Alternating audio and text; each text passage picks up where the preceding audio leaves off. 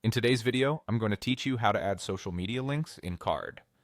By the end, you'll have clean, clickable icons on your site that take visitors straight to your social profiles. Start by heading to the Carrd website in your browser. From the homepage, choose Open Dashboard to access your sites.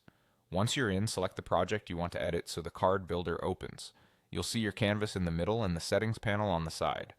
To add your social links, we'll use the built-in Icons element. Click Add, then choose Icons. Carrd will drop a default icon set onto your canvas and open a panel where you can configure everything. This is where you tell Carrd which platforms you want to show and where each icon should link. In the panel, open the Type dropdown.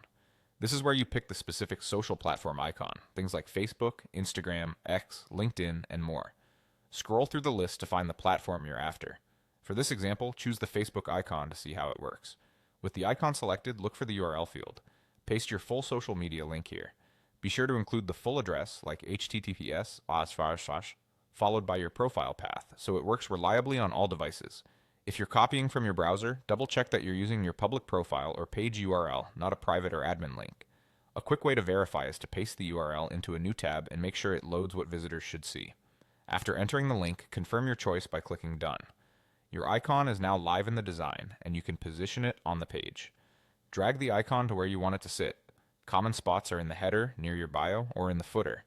If you added the icons element, you can include multiple platforms inside the same group so they stay aligned and evenly spaced. Use the panel to adjust size, color, spacing, and alignment so the icons match your site's style.